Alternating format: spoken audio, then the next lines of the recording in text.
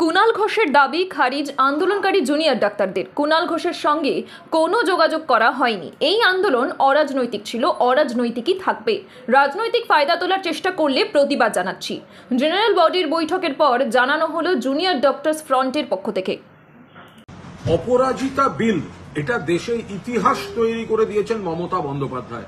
নারী সুরক্ষা এবং ধর্ষণ এবং সেই খুন, সেখানে একেবারে আজীবন কারাদণ্ড থেকে ফাঁসি, এই যে ঐতিহাসিক বিল, শাস্তি, এতে নারী সুরক্ষার বার্তা জোরদার হবে।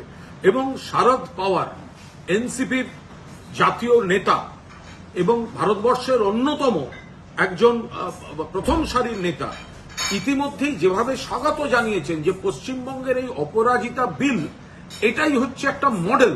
এটা মহারাষ্ট্র হওয়া উচিত, এটা সারা দেশে হওয়া উচিত। মমতা বন্দ্যোপাধ্যায়ের নজির স্থাপন করেছেন। ফলে এভাবেই আমরা বলছি, বাংলা আজ যা ভাবে, আগামীকাল গোটা ভারতবর্ষ তাই ভাবে এবং ভাবতে হবে। মমতা বন্দ্যোপাধ্যায় মহিলাদের জন্য বহু কাজ করেছেন।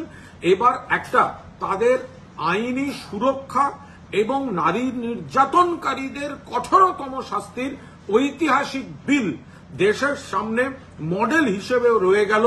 এই অপরাজিতা বিল, সারা দেশ সেটা গ্রহণ করুক। শারদ পাওয়ারের বক্তব্যকে স্বাগত জানাচ্ছি। কেন্দ্রীয় সরকারও মমতা বন্দ্যোপাধ্যায়কে অনুকরণ এবং অনুসরণ এবং অনুপ্রাণিত হয়ে অপরাজিতা মডেলের বিল দেশে আনুক। আপনারা দেখছেন ইউএন লাইভ, বাংলা খবরের শেষ কথা।